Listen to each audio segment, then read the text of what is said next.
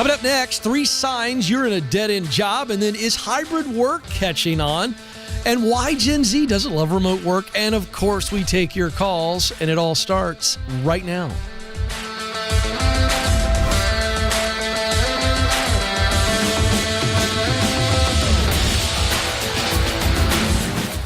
All right, folks, welcome to the Ken Coleman Show, where we help you win at work and in life. More money, more meaning is our goal for you. Let's get right to it. 3 signs you're in a dead-end job, because now's the time to move if we move correctly. Okay, if we move correctly, now is an awesome time to move. It is a buyer's market for job seekers. The Great Resignation is not showing any signs of slowing. However, as we will keep you up to date on, I'm doing the work now because I'm a man of the people. You don't have to worry so much about your future because Kenny Boy is on the wall. All right? New data I'm going to be reporting on soon that a lot of people thought the grass was greener and they're realizing it's not. We'll break it down and why. But the reality is that the Great Resignation has not slowed. So now is a great time, but I want you to know what you're going for and why you're going. And so that when we cash in for more money, we are also experiencing that meaning that we all long for from work. But I want to give some of you who pretty much know you're supposed to move on, I want to give you some confirmation today.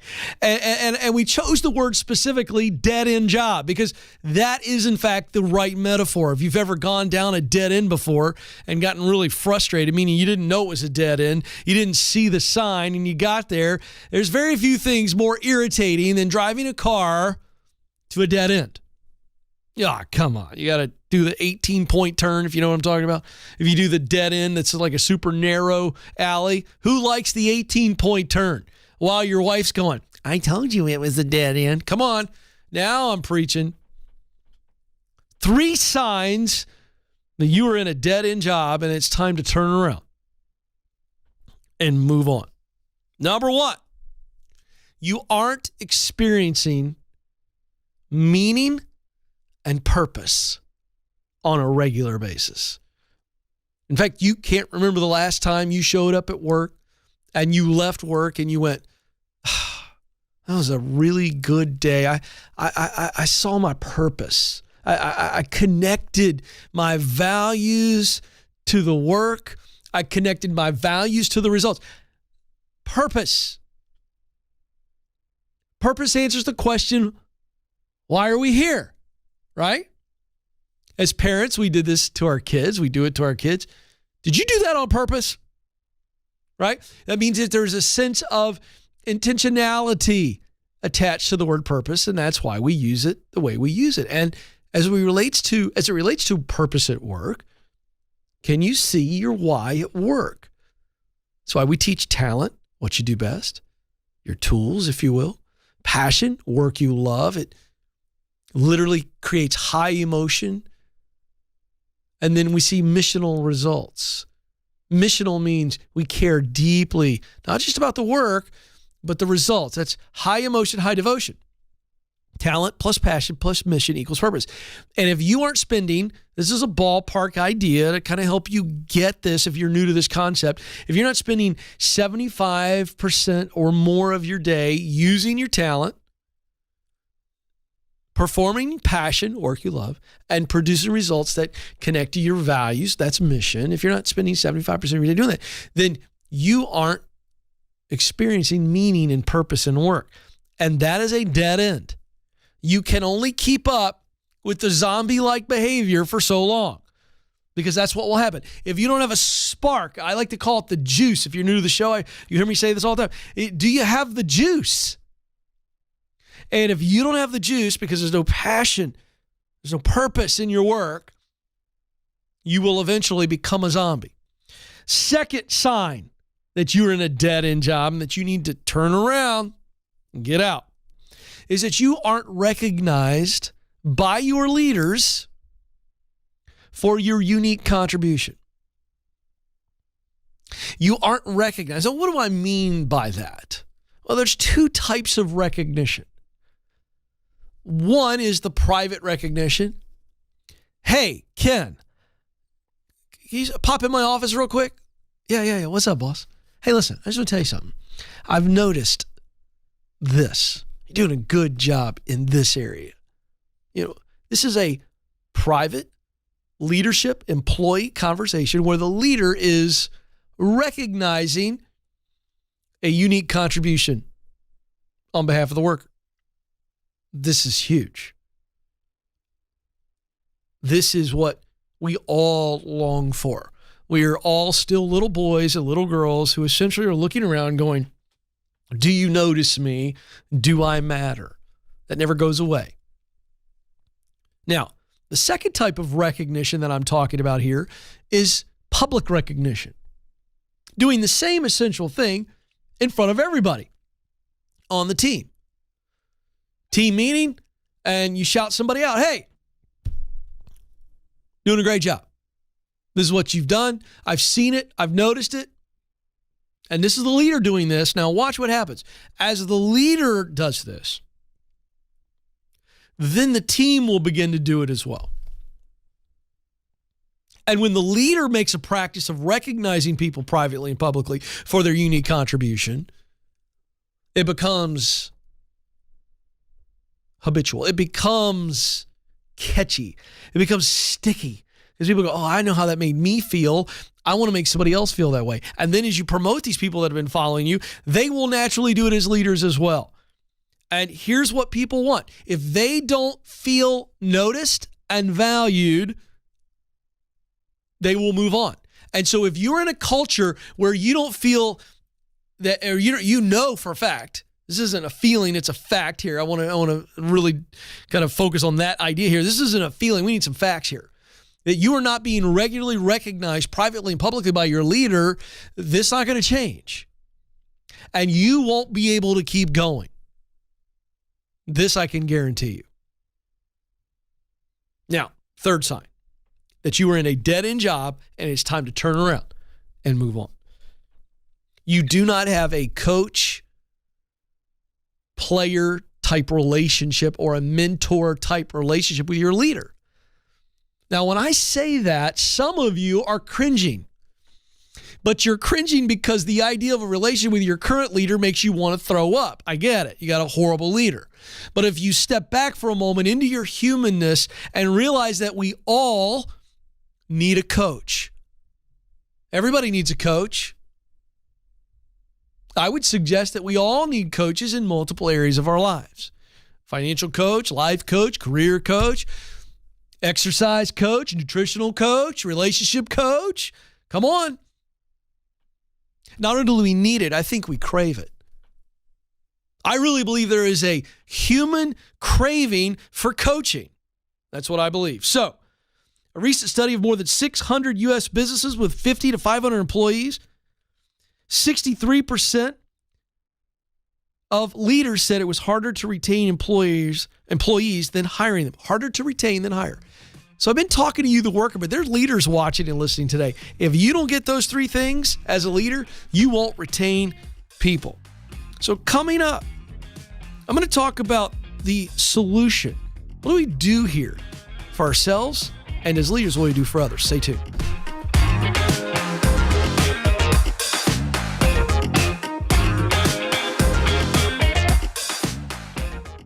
You were created to fill a unique role in and through your work. Now, some of you may be going, I have no idea what that is. Some of you may be saying, I know what I want to do, but I don't know how to get there. I felt all of those emotions. I've been where you are, and I can tell you, there's hope. That's why I wrote the book, From Paycheck to Purpose. You can make the income you want and the impact that you desire.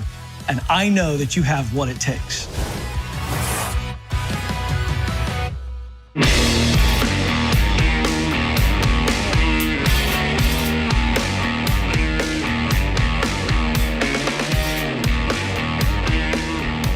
All right, folks, welcome back to the Ken Coleman Show. All right, so what's the solution? If we now have seen the signs that we're in a dead-end job, what do we do? Like, what's the extraction plan look like? Because I know some of you are going, wait a second, Ken. What if my leader is unaware that they've created a dead-end situation? That's a very mature question. Now let's talk to leaders that are watching and listening to the show. If you aren't helping people see meaning and purpose in their work, if you aren't recognizing people for their unique contribution, if you aren't coaching and mentoring, I mean really doing it, having a true coach, mentor relationship with your people, you're going to lose them. Remember, people leave leaders, not companies. Some of you are going, wait a second, Ken. Whoa. I'm a leader. I'm not sure I could agree with that. Sure you can, because watch this. They don't leave you because of maybe something that you've done. They may leave you for what you haven't done. And these three things, these three signs are three major areas where leaders don't do something and people leave because you didn't, or what you didn't do. They leave because of what you didn't do. So I want you to make sure you get this. And folks, let me just hit this. This is as simple as it gets. For the employee, this is as simple as it gets to go, wait a second, am I in a dead-end culture? For leaders, how do I engage people? We talked about the data. A recent study of more than 600 U.S. businesses with 50 to 500 employees, 63% of the leadership said it was harder to retain employees than hiring them. Why? Because they're not engaged. The key to retention, leaders, is engagement. All right, so 2 takeaways, because I know I have a diverse audience. Employees, you've seen 1 or 2 or all 3 signs that you're in a dead-end environment, but you don't want to give up yet because you haven't had a real conversation with your leader about these things. And I always recommend this because I believe that poor leadership is not necessarily a guarantee that you are working for a bad person. They may not even know. In fact, I would tell you, I think this is the majority of the problem. Not bad people, poor leaders. So employees, what do you do if these signs are showing up? The 3 signs, again, don't experience meaning or purpose in your work, you aren't recognized for your unique contribution, and you don't have a coach-mentor relationship with your leader. What do? You need to have a conversation about a growth plan. Notice nowhere in that sentence did I say have a conversation about getting a raise.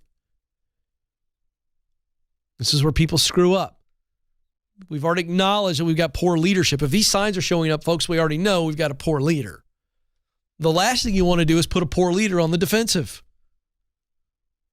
Then they really act up because they don't even know how to lead. Then you put a poor leader on the defensive, and you know what it turns into? A dumpster fire. Let's avoid dumpster fires. Even a poor leader has a hope for realizing something when it's shown to them in the right posture. How do we do this? Hey, I'd like to sit down and talk with you about a growth plan. I'd like to work with you. You're my leader. A couple of things I'd love to kind of work through. What are some things that I can do to be better? What are some weaknesses, weak areas, maybe some areas that I have some strength in, but I could add some greater value through some certifications or skills or experiences. What do I do there? And so we want to lean into that. And then we tie it to, once they begin to give us feedback there, hey, how can I now get better and then add more responsibility, drive greater results? How do we measure those results and tie them to my comp plan? That's how we have that conversation. Now, leaders, if you aren't focusing on developing your employees and giving them a path to a better life, you are going to lose them. And I told you how to do it. Flipping the signs. If they don't experience meaning and purpose, you better help them see their why. Get the Get Clear career assessment. Help them see it. Are they on the right seat of the bus? Get them on the right seat of the bus. Recognize them regularly and begin to coach and mentor them. They will stay with you a lot longer. So that's how employees and employers make sure we don't have people on dead ends. Okay, let's get to it. I got to cover a couple of issues in the news. Let's go. All right, so first headline, this from Forbes magazine. 2 years into the pandemic, almost twice as many workers prefer hybrid schedules to remote work. I told you so. I've been saying this on the program for a while. The guys and gals in the booth know I said this was going to happen. I said remote work is going to wear off. Like working in sweatpants and eating ice cream at lunch can only sustain your soul for so long. I fully and readily admit that's a pretty awesome thing, I would guess. Haven't done it. Would not be good for me because I really love ice cream. And I love me a great sweatsuit. It wouldn't be good for me. And so let's dive in. Why is this happening? No surprise to me, but we'll break it down.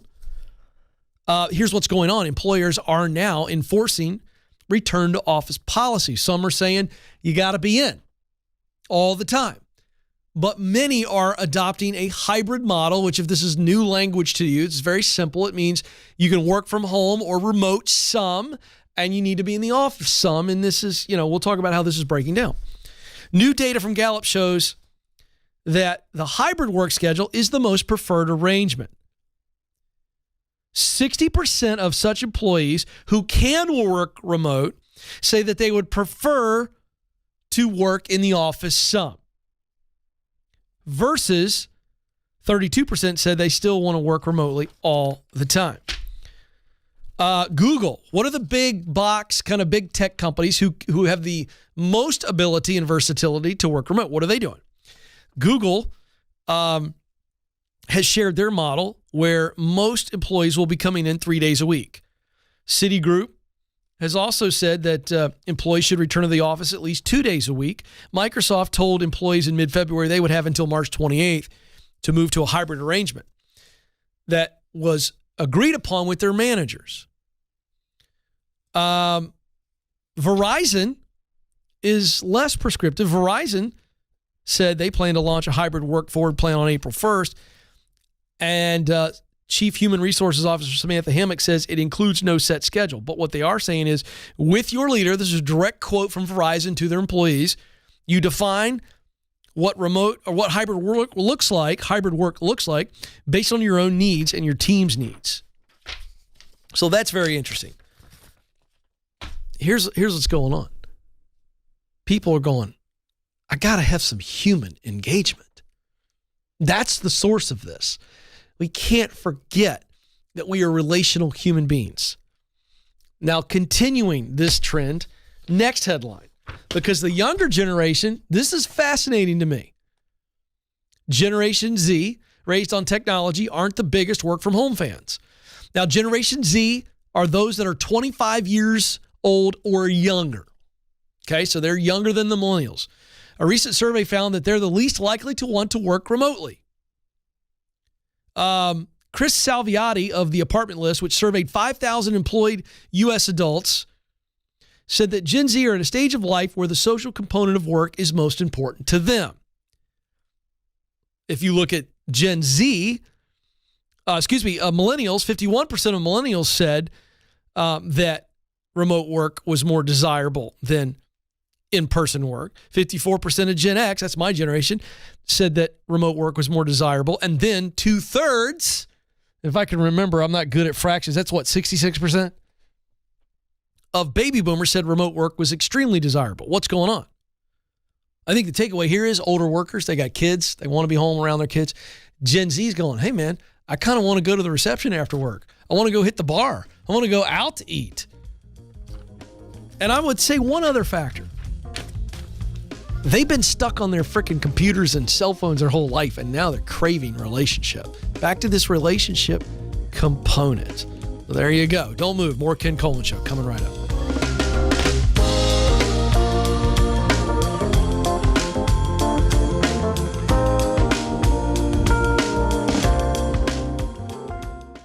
According to Glassdoor, the average job offer attracts over 250 applicants. So if you've made it to the interview, you've already made a great impression. So now is your time to showcase how you are the best choice for this role. That's why we created How to Win the Interview. This free guide will walk you through the 5 strategies to help you stand out amongst the competition. With just a little intentionality, you can prepare yourself to win the interview.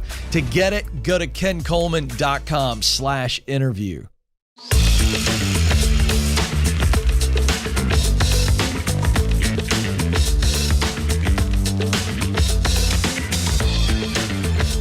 Welcome back to the Ken Coleman Show, where we help you win at work and in life. You cannot separate the two. If your personal life sucks, it's going to affect your work life. If your work life sucks, it's going to affect your personal life. And purpose exists in both. And there's unique combinations. The elements of talent, what you do best, passion, work you love, and mission results that matter to you. When we get all those in alignment, oh, baby, are we winning at work and in life. All right, so we've got multiple platforms of the Ken Coleman Show. You can hear it wherever podcasts are available. You can watch it live on YouTube. You can listen to it on SiriusXM. You can listen to it on talk radio stations all around the country. But our YouTube audience has a live chat room function, and people are commenting live. And the very first comment to start today's show, I noticed it during the break. Alex Rodriguez is joining us today. And Alex's comment was, I've been working hard for 2 years for a promotion. Yesterday, the new manager said it's not going to happen. Should I quit? Now, the first thought I had was, Alex, you're a great baseball player. Despite the fact that you were accused of using steroids, you have a bright future. Shake it off. I would hope you've got some money tucked away unless you spend it all on J-Lo. Oh, hey, watch out. No, it's not that Alex Rodriguez, I guess. Alex, here's the deal. You should quit, but I don't want you to quit until we have something to quit to. The only asterisk to that advice would be if financially you have 6 months worth of money stocked away. It's not your emergency fund, as we teach at Ramsey Solutions. Just financially, you have the wherewithal to do it. My guess is you don't. So the new manager said, you are not going to climb the ladder here. That sucks. I feel bad for you. But can I just tell you that's a gift? And you need to embrace it. You know, it's kind of like, is there a chance? The great line from Dumb and Dumber, when Lloyd Christmas is expressing his love to the gal in that movie, and he says, "What are the chances?" And for you younger generations never seen Dumb and Dumber, it's worth a watch. But this is the greatest scene in the movie. And she looks at him and she doesn't want to break Lloyd's heart. And a lot of leaders do this. So what does she say? She says, it's 1 in a million. And she's trying to let him down easy. And Lloyd misses the whole point.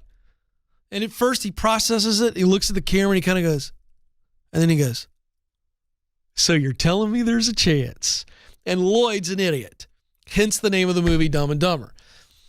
Alex, when somebody tells you it's not going to happen, believe them. I don't think they're lying. And so move on. Cut ties. But hey, let's go find another gig. We've got tons of resources, free resources at kencoleman.com. By the way, if there's others out there that are watching today and you're wondering if you should leave, we've got a free resource called Should I Quit My Job Quiz. Takes you 3 minutes and it's going to help you with that nudge you need. Should I Quit My Job Quiz? You can go to kencoleman.com/quiz, kencoleman.com/quiz, and you can get the Should I Quit My Job Quiz. But Alex, I can tell you, you don't need to take the quiz. It's time to move on. But let's have something to move on to. 844-747-2577 is the number. 844-747-2577. St. George, Utah is where Thomas is. Thomas, you're on the Ken Coleman Show. Hey, how you doing, Ken? I'm living the dream, Thomas. What are you doing? I'm just wondering what I need to do next. So my question, I got my master's in accounting in December this last year. Okay, great. And I've been getting, thanks. So I've been getting accounting experience the last 2 years probably, just trying to get hours and experience. And obviously trying to study for the CPA. I think that's a good thing to do after your MAC, and that's pretty much why I got my MAC. But my wife is in med school, so she's in her third year, almost finishing her third year. And so we have about a little over a year till we move to wherever we go for residency. And I don't know where that's going to be. We won't know for a while. But my question is, we've been really busy, the both of us, because she's in med school and I've been studying my CPA and doing my master's. And my question really is, well, I decided to stop studying the CPA for now, just so we could be a little less busy, and then maybe study the CPA when she's off doing her residency, when she can make a little income and I can work a little less probably. Yeah. But in the last 2 years working these accounting jobs, I've been realizing that accounting isn't really my top choice of work. What is? I just love people. You know, I did sales for 4 years. I loved the money. It was a little stressful, but I took a Get Clear assessment, and it's, you know, I'm all about connection, influencing, promoting, things like that. And so while accounting is really down the line, it gives you a lot of good information and good skill sets, I just don't know how to compare apples to apples. Do I keep doing accounting and get the skill sets, or should I do what I love? Do what you love. All right, let's go back to the Get Clear career assessment. This is why I worked 2 years on this for these type of interactions. Tens and tens and tens of thousands of people have gotten the assessment. You took it. Did you think it hit you? Did it hit you straight on? Yeah, it was exactly what I felt was All me. right, what are your top 3 talents? Connection. I can't remember the top 3 talents, but my talent was connection, my passion was promoting, and my mission was influence. Yeah, but you had more than that. So everybody listening and watching at home, you get a report on the top 3, but you see where you score on all 12 talents, 12 universal talents. There's 15 universal passions type of work. And then there's 6 missional drivers. This is where motivation comes from. Okay. And so your primary missional result was influence, which is people focused. In other words, the results that Thomas gets most motivated to produce in the world are people results in the form of transformation. True or false?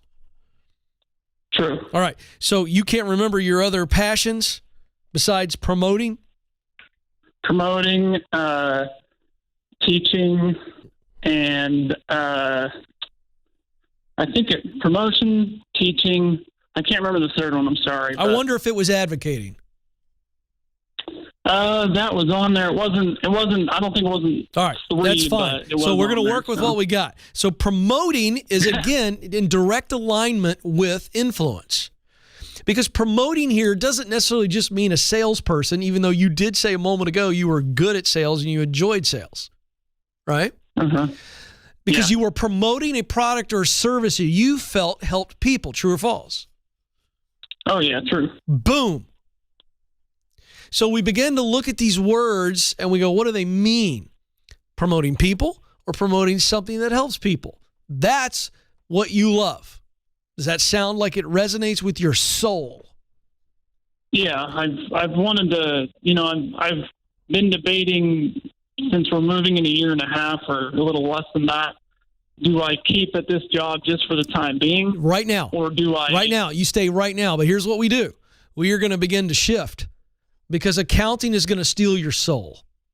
I would suggest to you it's already sucking your soul right out of your body. You've done it for 2 years, and I think yeah, there's no question. Here's the deal. There are 3 questions I'm going to give you for homework. You ready?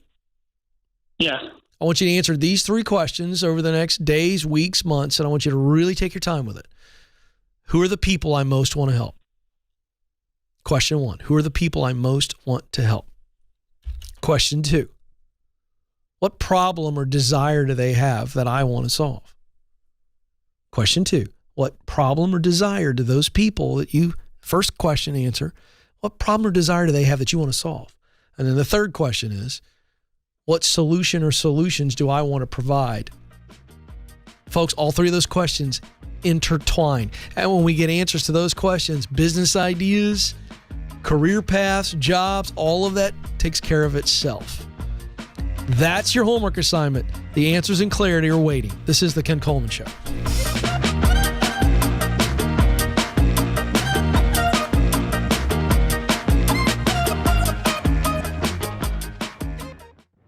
Do you know what you were born to do? In order to get hired at a job you love, you need to get clear on your talent, passion, and mission.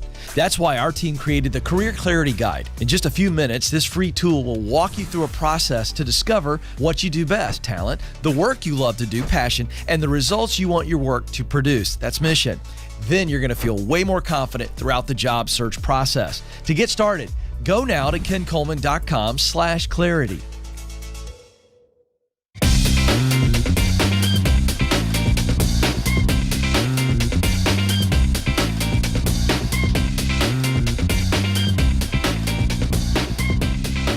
All right, folks, welcome back to the Ken Coleman Show, helping you win at work and in life. Now, we opened up today's show with 3 signs you're in a dead-end job. And I applied it not just to employees, but I applied it to leaders as well, because you are creating the dead ends. And I got to tell you something. I'm going to hold this over, Alex, the producer. Because in the YouTube chat room, I don't know if this is a man or a woman, because it's the most interesting. It could be a bot. Because the username is MR3D-dev. It's clearly a developer now that I see this. This is a developer is just too stinking smart to come up with something cute. I get it. But here, I'm going to tell you what his question is in the chat room. And in the next segment, I'm going to answer it. How about that? Because I got to get to Josie, who's on the line in San Diego. Here's his question. We were talking about poor leadership. And he goes, why is a poor leader in a leading job in the first place? Oh, I can't wait to answer that. Next segment, hang on. I'm going to answer, why are poor leaders in leadership? It's a great question. I'll answer it next segment. But Josie, which happens to be the name of my only daughter, so it's my favorite name in all the world, Josie joins us in San Diego, California. Josie, you're on the Ken Coleman Show. Hey, Ken. Thanks for taking my call. Appreciate it. You bet. How can I help you? I'm calling because I got a job offer. And Yay. it's a huge pay increase in the new jobs. Oh, hold on a second. Joe, can we get some applause for Josie, who just got a great job offer with a bump in pay? Hey!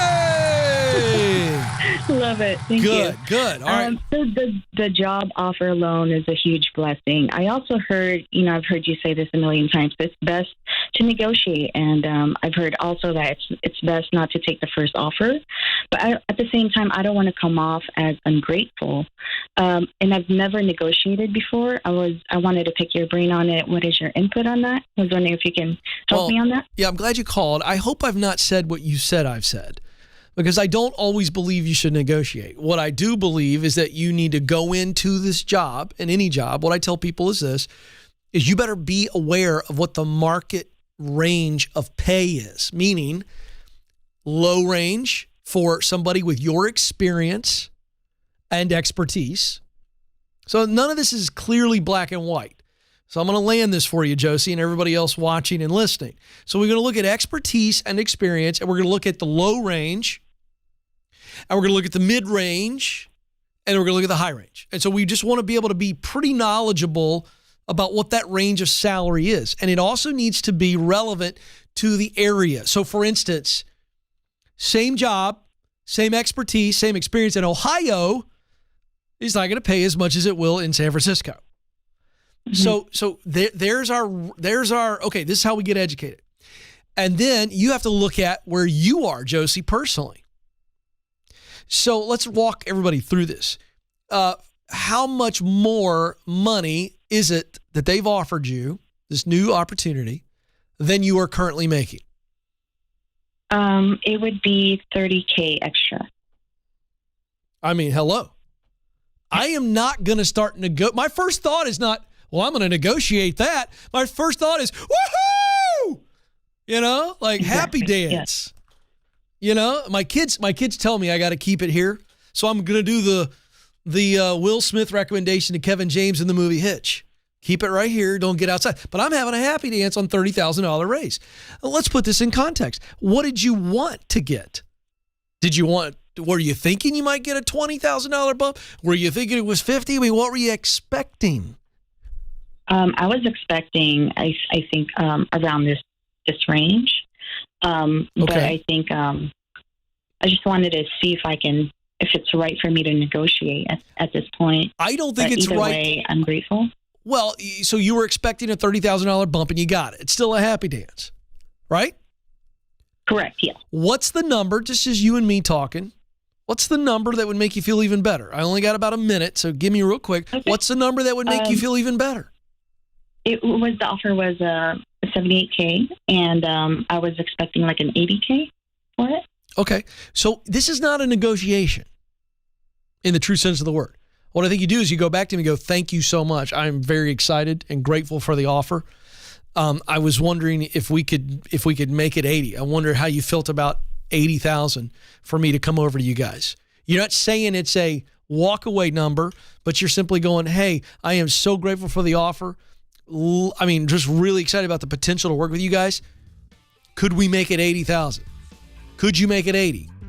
And then you decide, because I know and you know you're going to take the job. So let's not make it this walk away, drop dead, pushy thing. Just throw it out there, because we know you're going to say yes anyway. No negotiation, but make an ask. This is the Ken Coleman Show.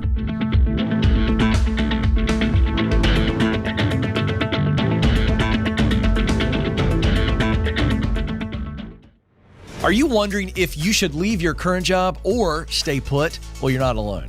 That's why we created the Should I Quit My Job quiz. In just 5 minutes or less, this quiz will help you determine if you're at the right company and if you're in the right role. And if you need to make a move, you'll get practical steps to keep you moving forward. Folks, it's time to get unstuck. Life is too short not to do what you were created to do. Go take the quiz right now at kencoleman.com/quiz.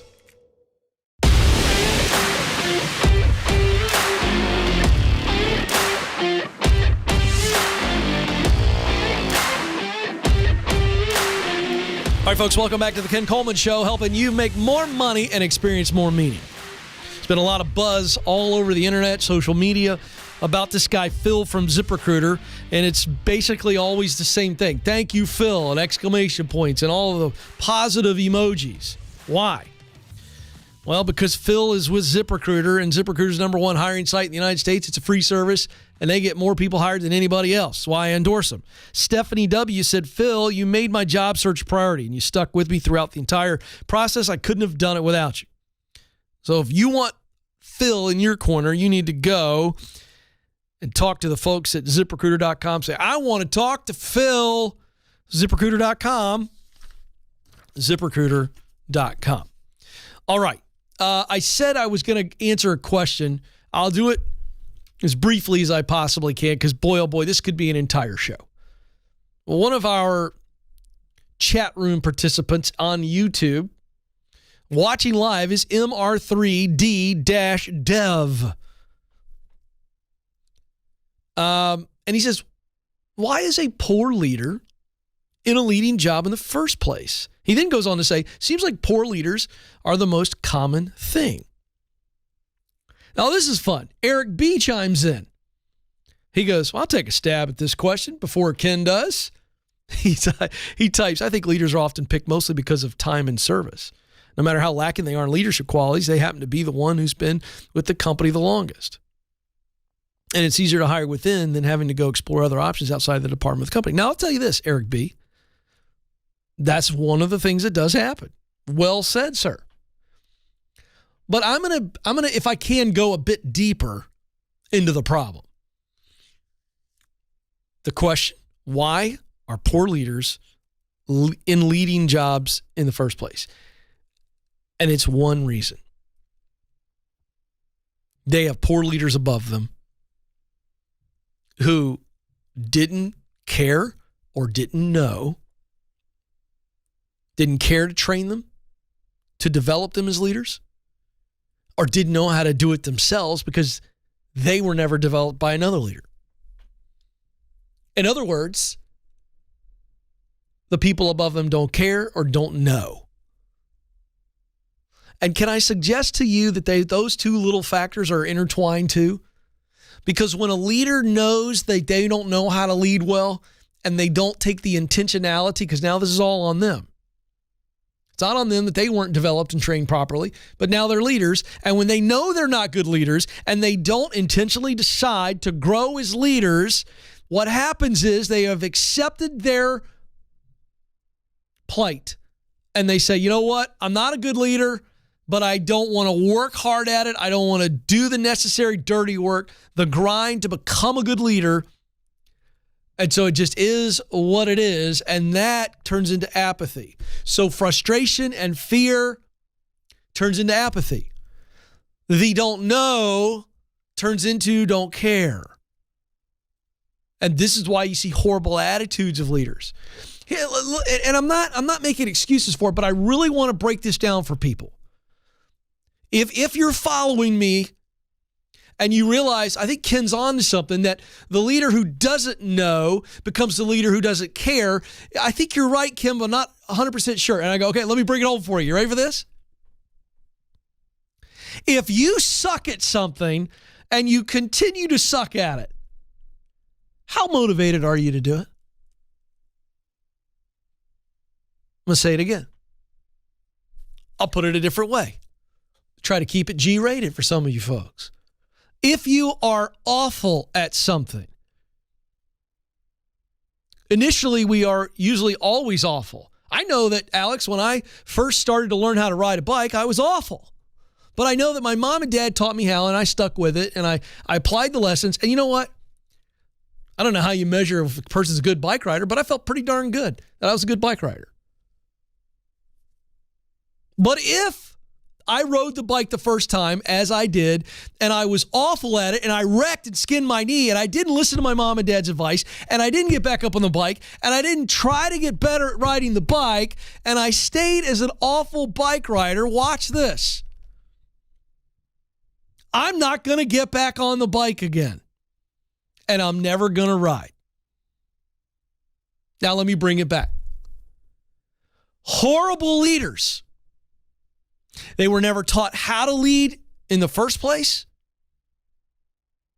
They then realize they don't know how to lead, but instead of getting after it and going, I'm going to go figure out how to lead. I'm going to learn. I'm going to read. I'm going to listen. I'm going to watch. I'm going to go to leadership conferences. I'm going to sit with other good leaders and have them mentor me. Instead of doing that, they just go, well, I'm an awful leader. Guess what? It's just like the kid who never learned to ride the bike and they gave up on it. And that's what leaders do. They give up on trying to lead well because they go, every time I try to be intentional as a leader, I realize that I suck at it. And none of us like to do things that suck. We just don't. So watch what happens.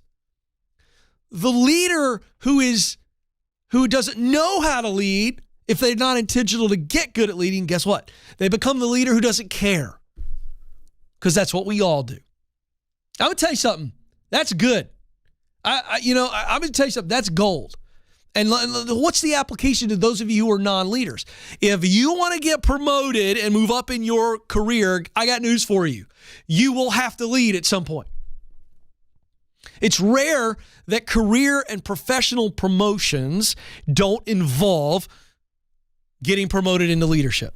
So you better figure this out now, because here's what I know about the human psyche.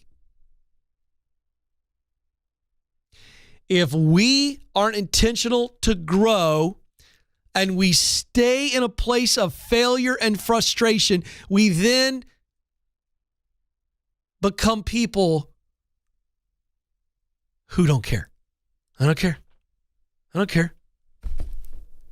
I remember early on when I had buddies in college that say, Ken, you want to come play golf? I'd be like, I don't like to play golf with you guys.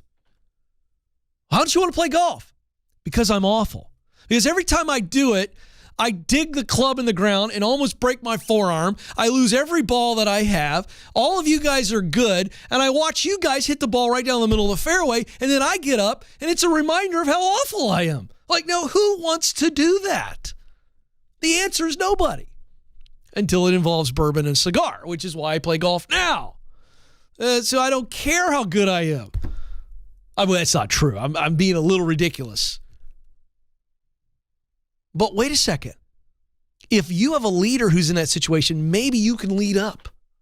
Maybe you can have a little empathy for your leader. Recommend a book to him. Recommend the EntreLeadership book, the EntreLeadership podcast. Recommend John Maxwell's writings. Recommend Pat Lencioni's leadership stuff. Hey, I'd love to go to this conference. You want to go to this conference? You never know what they might pick up. but more importantly, to those of you who aren't leading now, but you will eventually lead, if you develop yourself as a leader, you can win as a leader. It is a skill that can be learned. Now, do some of us have more talents that lend to being better to leader? Yes, I still believe in what I teach, that we use what we do, best talent, to do work we love, passion, to produce results that matter, we mission. But listen to me. While I've told you all many times on this show that I have no mathematical abilities, and I don't, that part of my brain is dark. I mean, 5th grade math is about my limit. And then if it's in a word problem, I'm totally useless. So I can't learn to be good in math.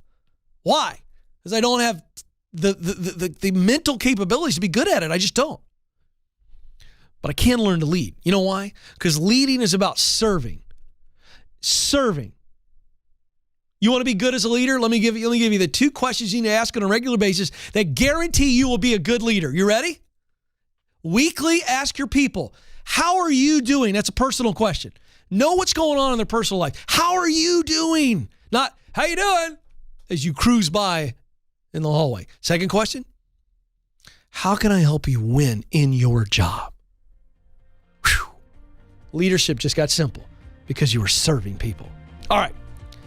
Epic rant. I got to get a drink of water and I got to get out of here. You matter. You have what it takes. This is the Ken Coleman Show. Press on.